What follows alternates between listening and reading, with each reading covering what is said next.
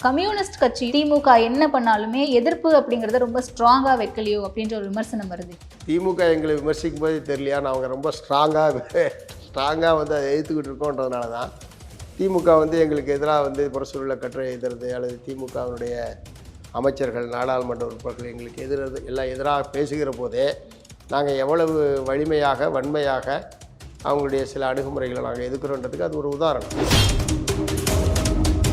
மக்கள் தங்களுடைய குறைகளை வெளிப்படுத்துவதற்கான ஒரு ஜனநாயக முறை என்பது தான் அந்த போராட்டங்கள் பூராங்க. இது வந்து அரசியல் சாசனம் மக்களுக்கு வழங்கியிருக்கக்கூடிய ஒரு அடிப்படையான உரிமை. இந்த அடிப்படை உரிமையை மறுப்பதற்கு ஆளுங்கட்சிக்கு எந்த விதமான உரிமையும் கிடையாது. இன்றைக்கி இவங்க ஆளுங்கட்சியாக இருக்கலாம், நாளைக்கு இவங்க எதிர்கட்சியாக மாறலாம்.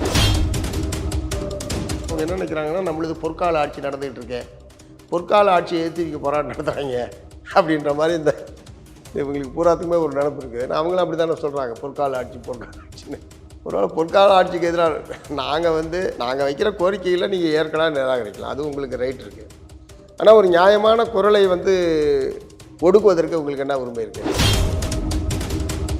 மாணவி பாலியல் வன்கொடுமைக்கு உள்ளாக்கப்பட்டதை விட மிக கொடுமையான விஷயம் என்னென்னா, அந்த எஃப்ஐஆர் வெளியானது. அதாவது இவங்களே அட்ரஸ் உட்பட ஃபோன் நம்பர் உட்பட எல்லாத்தையும் சமூக வலைதளங்களில் பரவி எந்த பெண் பாதிக்கப்பட்ட பெண் புகார் கொடுத்தாலும் நாங்கள் இந்த மாதிரி தான் அம்பலப்படுத்துவோம் என்ற மாதிரி தான் காவல்துறை நடந்துக்கிட்டது. இல்லை எங்களுடைய தொழில்நுட்ப கோளாறு என்ற முறையில் அவங்களே தப்பை ஏற்றுக்கிட்டு இருக்காங்க.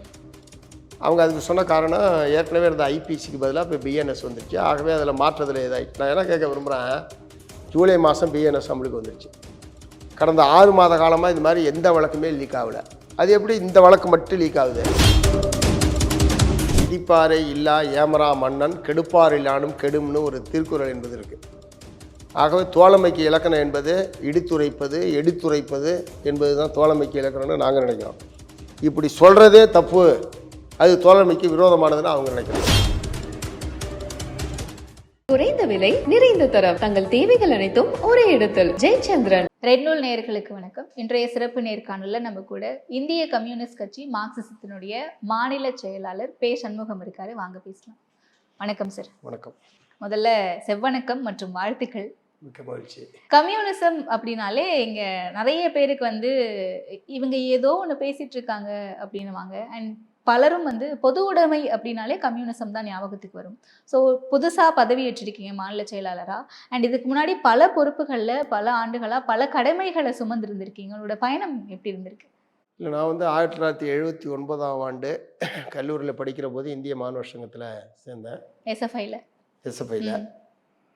அதன் மூலமாக தான் அரசியலுக்குள்ளே வந்தது. அதுக்கு முன்னாடி எங்கள் குடும்பத்தில் ஒரு அரசியல் பின்புலம் போக்குவரத்து அந்த மாதிரிலாம் எதுவும் கிடையாது. எங்கள் அப்பா அம்மா 2 பேருமே விவசாய தொழிலாளிகள். அதனால் இந்திய மாணவர் சங்கம் தான் என்னுடைய அரசியல் நுழைவாயில். அதனுடைய மாநில செயலாளர், மாநில தலைவர், அதுக்கப்புறம் தமிழ்நாடு மலைவாழ் மக்கள் சங்கம் என்கிற அமைப்பை துவக்கி அதனுடைய பொதுச் செயலாளராக ஒரு நீண்ட காலம் நான் பணியாற்றியிருக்கேன். அதுக்கப்புறம் தமிழ்நாடு விவசாயிகள் சங்கத்தினுடைய மாநில பொதுச் செயலாளர், இப்போ மாநில தலைவர் என்கிற முறையில் அதனுடைய தொடர்ச்சி தான் இப்போ மார்க்சிஸ்ட் கம்யூனிஸ்ட் கட்சியிலே மாநில செயலாளர் என்பது. அது தொடர் பயணத்தினுடைய இன்னொரு கட்டம் அப்படின்னு வேணால் இதை வச்சுக்கலாம். இது ஒன்றும் புதுசு இது கிடையாது. கம்யூனிஸ்ட் கட்சி அப்படிங்கிறவங்க மதசார்பற்ற கூட்டணியில் இருக்காங்க. ஆளும் திமுகவோட கூட்டணி கட்சியில் இருக்காங்க. சமீபத்திய அரசியல் நிகழ்வுகள் பார்க்கும்போது கம்யூனிஸ்ட் கட்சியும் இப்போ சமீப காலமாக டைலூட் ஆகிட்டு இருக்கோ, திமுக என்ன பண்ணாலுமே எதிர்ப்பு அப்படிங்கிறத ரொம்ப ஸ்ட்ராங்காக வைக்கலையோ அப்படின்ற ஒரு விமர்சனம் வருது. திமுக எங்களை விமர்சிக்கும் போது தெரியலையா, அவங்க ரொம்ப ஸ்ட்ராங்காக அதை எதிர்த்துக்கிட்டு இருக்கோன்றதுனால தான் திமுக எங்களுக்கு எதிராக புறச்சூழலை கட்டுரை எழுதுறது அல்லது திமுகவினுடைய அமைச்சர்கள் நாடாளுமன்ற உறுப்பினர்கள் எங்களுக்கு எல்லாம் எதிராக பேசுகிற போதே நாங்கள் எவ்வளவு வலிமையாக வன்மையாக அவங்களுடைய சில அணுகுமுறைகளை நாங்கள் எதிர்க்கிறோன்றதுக்கு அது ஒரு உதாரணம். நீங்கள் சொல்கிற மாதிரி வலிமையாக எதிர்க்கலை, திமுகவோட ஒத்து போகிறோம், திமுகவுக்கு அனுசரணையாக இருக்குன்னு சொன்னால் அவங்க எங்களை எதிர்க்க வேண்டிய பிரச்சனை எங்கே வருது? எங்களுக்கு எதிராக கடுமையான விமர்சனத்தையாக முன்வைக்க போகிறாங்க. நாங்கள் எங்களுடைய கொள்கை நிலைப்பாடுகளிலிருந்து கடுமையாக நாங்கள் அதை வெளிப்படுத்துறதுனால தான் அதை பொறுத்துக்கொள்ள முடியாமல் அவங்க கட்டுரைகள் எழுதுறது, அமைச்சர்கள் விட்டு பதில் சொல்கிறது அல்லது விமர்சிக்கிறது என்கிற ஒரு போக்கு இருக்குது. அதனால் நீங்கள் சொல்கிற அந்த மக்கள் எப்படி அந்த பொதுமக்கள் மத்தியிலேயோ அல்லது சில அமைப்புகள் மத்தியிலேயே இப்படிப்பட்ட கருத்துக்கள் இருக்கிறது என்பது நான் நிராகரிக்கிறேன். சொல்லப்போனால் ஆட்சிக்கு வந்த ஆரம்ப கட்டத்திலேயே இந்த 8 மணி நேர வேலை என்பதை, வேலை நேரத்தை மாற்றி அமைப்பது என்கிற ஒரு புதிய சட்டத்தை அவங்க சட்டமன்றத்தில் கொண்டு வந்தாங்க. அது இத்தனைக்கும் ரொம்ப ஆரம்ப கட்டம் அது. அந்த சட்டத்துக்கு எதிராக எங்களுடைய கட்சி மற்ற தோழமை கட்சிகளை நினச்சி வெளிநடப்பு உட்பட நாங்கள் பண்ணோம். அது ஒன்றும் சாதாரண நடவடிக்கை இல்லை. ஒரு ஆட்சி அமைச்ச சில மாதங்களிலேயே வெளிநடப்பு செய்வது ஒரு ஓராண்டுலன்னு நினைக்கிறேன் 2022 அந்த ஒரு காலகட்டத்தில். குறுகிய காலம்தான் அது. ம் நாங்கள் வந்து வெளிநடப்பு செய்வது என்கிற ஒரு நடவடிக்கை எடுத்தோம். அப்புறம் தோழமை கட்சிகள்லாம் இணைச்சி ஒரு கடுமையான போராட்டத்துக்கான முயற்சியில் ஈடுபட்ட போது தான் அப்புறம் முதலமைச்சரை சந்தித்து நாங்கள் அவர் திரும்ப வாங்கிக்கிறோம்னு சொன்னாங்க. அதனால் ஆரம்பத்திலிருந்தே நாங்கள் வந்து தொழிலாளி வர்க்கத்துக்கு விரோதமான அல்லது விவசாயிகளுக்கு விரோதமான நடவடிக்கைகளை அவர்கள் மேற்கொண்ட போதெல்லாம் அல்லது பொதுவான மக்களுக்கு விரோதமான நடவடிக்கைகளை மேற்கொண்ட போதெல்லாம் எங்களுடைய கடுமையான எதிர்ப்பு நாங்கள் தெரிவிக்க தான் செஞ்சுருக்கோம். உதாரணத்துக்கு மின் கட்டண உயர்வு, அதுக்கு எதிராக மாநிலம் முழுவதும் போராட்டத்தை நடத்தியிருக்கோம். சொத்து வரி உயர்வுக்கு எதிராக அவங்க அதுக்கெல்லாம் எங்கள்கிட்ட சமாதானம் கூட சொன்னாங்க. மத்திய அரசாங்கம் வந்து ஃபண்டு தர மாட்டேன்றாங்க போகிறாங்க, அதனால் நம்ம இதை உயர்த்தலைன்னா ஃபண்டு வராது, நிர்வாகம் நடத்த முடியாதுன்றலாம் கூட சொன்னாங்க. மத்திய அரசாங்கத்துடைய நிர்பந்தத்துக்கு திமுக அரசாங்கம் அடிபணியக்கூடாது. மத்திய அரசாங்கம் சொல்லுகிறது என்பதற்காக மாநில மக்கள் மீது சுமையை ஏற்றக்கூடாது என்கிற முறையில் தான் நாங்கள் வந்து அவங்களுக்கு பதில் சொல்லியிருக்கோம். அந்த அடிப்படையில் தான் நாங்கள் போராட்டத்தை எடுத்திருக்கோம். அதனால் வந்து நாங்கள் ஒரு மென்மையான ஒரு அணுகுமுறையை திமுக ஓட வச்சுருக்கோன்றது ரொம்ப தவறான ஒரு குற்றச்சாட்டு. அறிவிக்கப்படாத அவசர நிலை அப்படிங்கறத நம்ம எப்படி புரிஞ்சுக்கலாம்? ஏன்னா இப்ப கேவி சார் வந்து அறிவிக்கப்படாத அரசியல் நிலை தான் இங்க நிலவிக்கிட்டு இருக்கு. கூட்டணி கட்சியான எங்களுக்கே ஒரு சாதாரண மாநில மாநாடு நடத்துறதுக்கான அனுமதி அப்படிங்கிறது கொடுக்கப்படுது, பின் மறுக்கப்படுது அப்படின்னு சொல்றாரு. அப்ப மற்ற கட்சிகளுடைய எதிர்கட்சிகளா இருக்கட்டும், இல்ல பாஜக உள்ளிட்ட கட்சிகளுடைய உரிமை அப்படிங்கிறது இங்க மறுக்கப்படுதா? கூட்டணி கட்சிக்கு இந்த நிலைமைனா அப்ப இதை எப்படி புரிஞ்சுக்கலாம் நம்ம?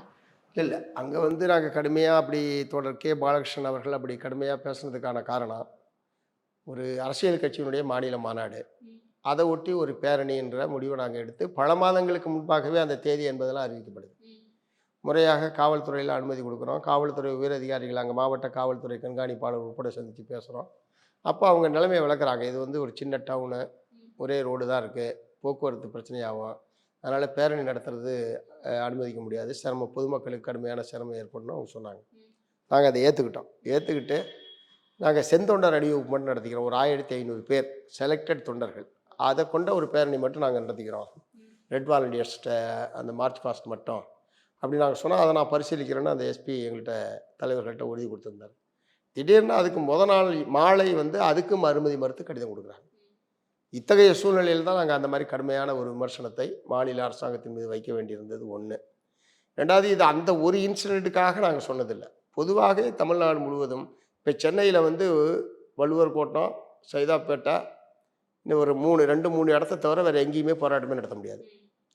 எந்த பிரச்சனையாக இருந்தாலும் வள்ளுவர்கிட்ட தான் போய் நாங்கள் அனுமதி வள்ளுவர்கிட்ட தான் பேசணுமே தவிர சம்மந்தப்பட்ட துறைகிட்ட போய் எங்கேயுமே பேச முடியாது. அப்படி ஏதோ ஒரு இடத்த அப்படி கண்டுபிடிச்சி வச்சுருக்காங்க.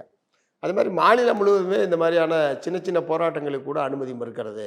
மக்கள் தங்களுடைய குறைகளை வெளிப்படுத்துவதற்கான ஒரு ஜனநாயக முறை என்பது தான் இந்த போராட்டங்கள் பூராமே. இது வந்து அரசியல் சாசனம் மக்களுக்கு வழங்கியிருக்கக்கூடிய ஒரு அடிப்படையான உரிமை. இந்த அடிப்படை உரிமையை மறுப்பதற்கு ஆளுங்கட்சிக்கு எந்த விதமான உரிமையும் கிடையாது. இன்றைக்கி இவங்க ஆளுங்கட்சியாக இருக்கலாம், நாளைக்கு இவங்க எதிர்கட்சியாக மாறலாம். அதனால் யார் ஆளுங்கட்சி என்பதை பொறுத்து அரசியல் சாசனத்துடைய உரிமைகள் வழங்கப்படும் அல்லது மறுக்கப்படும் என்பதை எப்படி ஏற்க முடியும்? ஸோ அதனால் இந்த காவல்துறையினுடைய இந்த அணுகுமுறை என்பது வன்மையான கண்டனத்துக்குரியது. போராடுகிற உரிமையை, ஜனநாயக உரிமைகளை மறுக்கக்கூடிய வகையில் அரசுடைய அணுகுமுறை இருக்கக்கூடாது என்ற முறையில் தான் அன்றைக்கி அந்த கடுமையான முறையில் அது வந்து நாங்கள் கருத்து தெரிவித்தது. கூட்டணியை வச்சு பார்க்கும்போது திமுகவினர், அதுதான் நான் ஏற்கனவே கேட்ட மாதிரி தான், உங்களுக்கே இவ்வளவு அழுத்தம் இருக்கு அப்படின் போது எதிர்கட்சிகள் போராடணும்னு நினைக்கிறாங்க. அண்ணா பல்கலைக்கழக விவகாரத்தின் தொடர்பா அவங்களுக்கெல்லாம் மறுக்கப்படுது, உங்களுக்கும் மறுக்கப்படுது. ஆனா இன்னைக்கு திமுக தலைமையில ஒரு போராட்டம் அப்படின்னு அறிவிக்கிறாங்க, ஆளுநரை எதிர்த்து. அதுக்கு மட்டும் அனுமதி கொடுக்கப்படுது. இல்லை, இன்றைக்கும் பல இடத்துல அவங்களுக்கு அனுமதி கொடுக்கல. அதாவது நான் கூட அப்படி தான் நினச்சேன். ஆனால் அப்புறம் பார்த்தா திமுகவே எங்கேயுமே கூட விடலை சில இடத்துல அப்படின்னு சொல்கிறாங்க. திமுகவுக்கும் அனுமதி தரல காவல்துறை ஏதோ ஒரு அவங்க வந்து தமிழ்நாட்டில் போராட்டமே நடக்கக்கூடாது, எந்த போராட்டமும் நடக்கக்கூடாது, போலீஸ் வந்து அமைதியாக ஸ்டேஷனுக்குள்ளேயே இருக்கணும்னு நினைக்கிறாங்க போட்டிருக்கு. இல்லை, அது ஜனநாயகம் நீங்கள் நினைக்கிறீங்களா? தப்புன்னு தான் சொல்கிறேன் நான். ஆனால் அது அடிப்படை உரிமையை மறுக்கக்கூடிய காரியம். அது எந்த ஒரு அமைப்பாக இருந்தாலும் போராடுவதற்கான உரிமை என்பது அவங்களுக்கு இருக்குது. அதை ஒழுங்குபடுத்துவது, முறைப்படுத்துவது, காலையில் வச்சுக்காதீங்க, சாயந்தரம்னு சொல்லுங்கள், இந்த வழியில் போகாதீங்க, அந்த வழியில் போங்கன்னு சொல்லுங்கள், இதுக்கு இத்தனை மணி நேரத்தில் நடத்துங்க, இந்த மாதிரியான முறைப்படுத்துவதற்கான அதிகாரம் என்பது காவல்துறைக்கு இருக்குது. ஆனால் சுத்தமாக எதுவுமே நடத்தக்கூடாது, எது நீங்கள் நடத்தினாலும் நாங்கள் வந்து அனுமதி மறுப்போம் அப்படின்ற அந்த அணுகுமுறை சட்டவிரோதமானது. அரசியல் சாசனத்துக்கு எதிரானது. காவல்துறையினுடைய இந்த போக்கு மாற்றப்பட வேண்டும். காவல்துறை கொள்கை ஒரு மாற்றத்தை தமிழ்நாடு அரசாங்கம் ஏற்படுத்த வேண்டும் என்பதை நாங்கள் முதலமைச்சர்கிட்ட எதிர்பார்க்குறோம். ஓகே. இப்போ நான் உங்களுடைய அனுபவத்தின் அடிப்படையில் இதுக்கு முன்னாடி இந்த மாதிரி போராட்டங்களுக்கு அனுமதி மறுத்து ஏதாவது ஒரு ஆட்சியில் தொடர்ந்து எந்த போராட்டங்களுக்கும் அனுமதி மறுக்கப்பட்டு இருந்திருக்கா?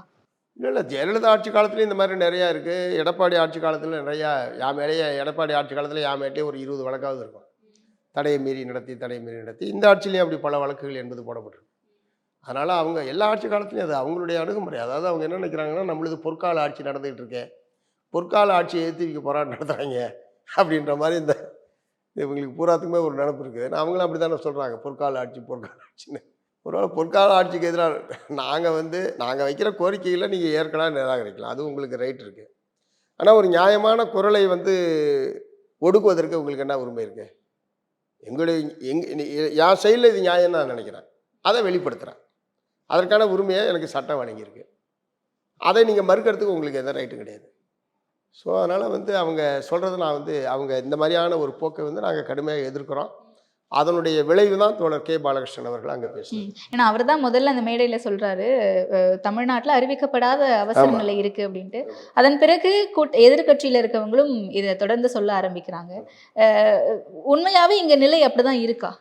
உதாரணத்துக்கு நீங்கள் அண்ணா பல்கலைக்கழகத்தினுடைய அந்த மாணவியினுடைய பாலியல் வன்கொடுமை சம்மந்தமான விஷயத்தில் இப்போ குற்றவாளி உடனடியாக கைது பண்ணிட்டாங்க.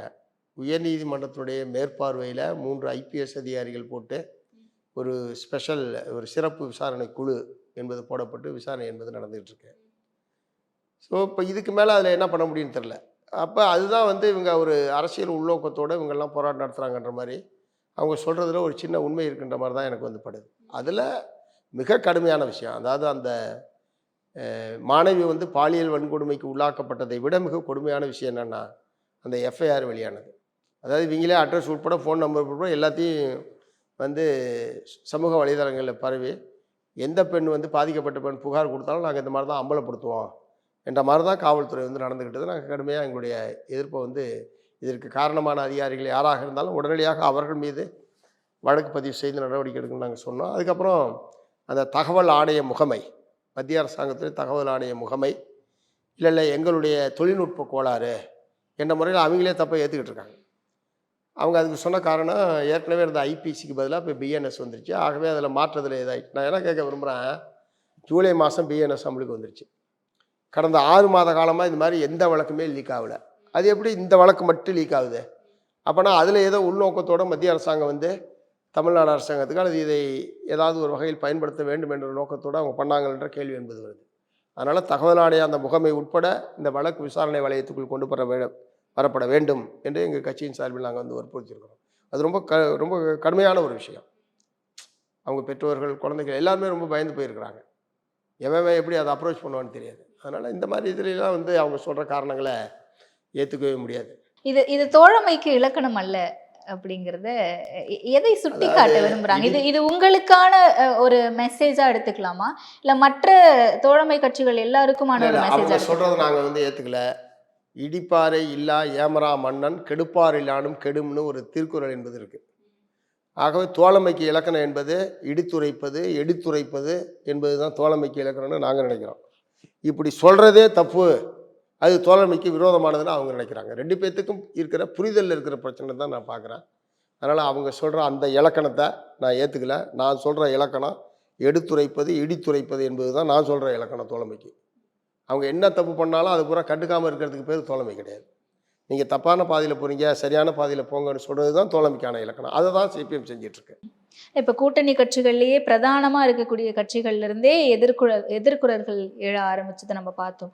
முதல்ல காங்கிரஸில் ஆரம்பித்து தமிழ்நாட்டில் காமராஜர் ஆட்சி மீண்டும் மலரும்னு சொன்னதாக இருக்கட்டும், இல்லை இன்னைக்கு அவசர நிலை அறிவிக்கப்படாத அவசர நிலைன்னு சொன்னதாக இருக்கட்டும், இல்லை திருமாவளவன் அவர்கள் ஏன் தலித் முதலமைச்சர் ஆகவே கூடாது அப்படின்னு சொன்னதாக இருக்கட்டும், இது எல்லாமே கூட்டணியினுடைய விரிசலின் ஒரு பகுதியாக இருக்கா அப்படின்றத? விரிசல்லாம் ஒன்றும் கிடையாது. அதாவது அது ஒரு முதலாளித்துவ கட்சி என்கிற முறையில் அவங்களுடைய கொள்கைகள் வேறு, கம்யூனிஸ்ட் கட்சி என்கிற முறையில் எங்களுடைய கொள்கைகள் என்பது வேறு.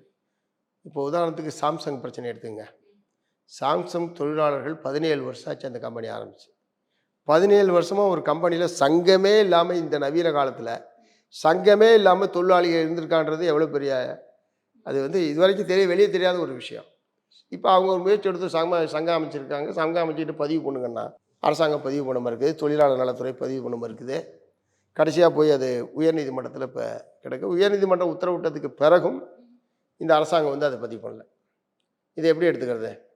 அப்போ தொழிலாளர் நலனை பாதுகாப்பது என்பது எங்களுடைய கொள்கை, முதலாளிகளுக்கு ஆதரவாக இருப்பது என்பது அவருடைய கொள்கை. ஸோ அந்த கொள்கை முரண்பாடு தானே தவிர கூட்டணி முரண்பாடெலாம் ஒன்றும் கிடையாது. ஒன்றிய ஆட்சி அதிகாரத்தில் பிஜேபி தொடரக்கூடிய நிலையில் அவங்க ஜாதிய அணிதிரட்டல், மத ரீதியான அணிதிரட்டல், மதவெறி பிரச்சாரம், வகுப்புவாத நடவடிக்கை, இஸ்லாமிய வெறுப்பு, அதே மாதிரி மாநில அதிகாரங்களை பறிப்பது, எதிர்க்கட்சிகள் ஆளக்கூடிய மாநிலங்களுக்கு நிதி ரீதியாக பாரபட்சமாக நடந்து கொள்வது போன்ற பல்வேறு சட்டவிரோத நடவடிக்கைகளில் ஒன்றிய பிஜேபி அரசாங்கம் தொடர்ந்து ஈடுபட்டு கொண்டிருக்கக்கூடிய நிலையில் தமிழ்நாட்டுக்கு எதிராக ஒன்றிய பிஜேபி அரசாங்கம் இன்னைக்கு யூசிஜி ஒரு புதிய விதிமுறைகளை அறிவிச்சிருக்கிறாங்க. யூசிஜி புதிய விதிமுறைகளை அறிவிச்சிருக்காங்க. பல்கலைக்கழக மானியக்குழு எவ்வளோ பெரிய அக்கறம் அது! அதாவது தேசிய கல்விக் கொள்கையில் படிக்கலைன்னா இங்கே மாநிலத்தில் பெறக்கூடிய பட்டங்கள் இந்தியாவில் எங்கேயுமே செல்லாது. எவ்வளோ பெரிய அராஜகம் இது! அதே மாதிரி துணைவேந்தர்கள் நியமிக்கிற விஷயத்தில் மாநில அரசாங்கத்துக்கு எந்த பங்குமே கிடையாது. கவர்னர் ஒரு ஆளை போடுவார், யூசிஜி ஒரு ஆளை ஒன்று போடுவாங்க, அப்புறம் சம்மந்தப்பட்ட பல்கலைக்கழகம் ஒரு ஆள். மாநில அரசாங்கம் கட்டணம் கட்டு, செலவு பண்ணி, எல்லாம் பண்ணி வேடிக்கை பார்த்துட்டு இருக்கணும். இந்த மாதிரி ஒரு அநியாயமான ஒரு உத்தரவை இன்றைக்கு வெளியிட்டிருக்காங்க. ஸோ இந்த மாதிரியான பிரச்சனைகளில் பூரா அதை எதிர்த்த போராட்டத்தில் திமுகவோடு இரண்டரை கலந்து நின்று மார்க்சிஸ்ட் கம்யூனிஸ்ட் கட்சி போராடும், திமுகவோடு சேர்ந்து நின்று போராடும். அதே நேரத்தில் தமிழ்நாட்டில் மக்களுடைய நலனை பாதிக்கக்கூடிய பிரச்சனைகளில் பாதிக்கிற வகையிலான நடவடிக்கைகளை எதிர்த்த போராட்டத்தையும் மார்க்சிஸ்ட் கம்யூனிஸ்ட் கட்சி நடக்கும். நிச்சயமா மக்களுக்கான ஒரு குரலா இங்க கம்யூனிஸ்ட் கட்சி எப்பவுமே இருந்துட்டே இருப்பாங்க அப்படிங்கிறதுல யாருக்கும் மாற்று கருத்து கிடையாது. ஆனா அப்படி ஒரு குரல் திமுக ஆட்சியில எழும்போது இப்படியான விமர்சனங்கள் வருதே. இல்ல குரல் கொடுக்கலனா இந்த பக்கம் வந்து திமுகவினுடைய கைகூலியா இவங்க மாறிட்டாங்க, கம்யூனிஸ்ட் முந்தைய காலகட்டத்தில் இருந்த மாதிரி இப்ப கிடையாது அப்படின்ற விமர்சனம். குரல் கொடுத்தா தோழமைக்கு இது இலக்கணம் கிடையாது அப்படின்ற ஒரு விமர்சனம் எப்படி அணுகுறீங்க? அவங்க தோழமைக்கு வரையறுத்திருக்க இலக்கணத்திற்கும் நாங்கள் தோழமைக்கு வரையறுத்திருக்க இலக்கணத்துக்கும் வேறுபாடு இருக்குது. நான் சொன்ன மாதிரி எடுத்துரைப்பது தோழமைக்கான இலக்கணம்னு நான் நினைக்கிறேன். அவங்க இப்படியெல்லாம் குறை சொல்கிறதே தப்பு, குறை சொன்னாவே அது பெரிய குற்றம் அப்படின்ற முறையில் அவங்க பார்வை இருக்குது. இதுதான் பிரச்சனை. ஓகே. ஸோ அதனால் நாங்கள் வந்து முதலமைச்சரை நேரடியாக சந்தித்து இப்போ ஏற்பட்டிருக்கிற இந்த சர்ச்சைக்கு ஒரு முற்றுப்புள்ளி வைப்பது, இந்த பிரச்சனையை நாங்கள் எந்த அடிப்படையில் நாங்கள் இந்த பிரச்சனையை பார்க்கணும் என்பதையெல்லாம் விளக்குவது, அரசு தரப்பிலிருந்து என்னென்ன வகையான அணுகுமுறையில் மாற்றங்கள் தேவைப்படுகிறது என்பதையெல்லாம் அடுத்த ஒரு சில நாட்களில் முதலமைச்சரை சந்தித்து பேசுறதுன்னு முடிவு பண்ணியிருக்கோம். குறைந்த விலை, நிறைந்த தரம், தங்கள் தேவைகள் அனைத்தும் ஒரே இடத்தில். ஜெயச்சந்திரன்.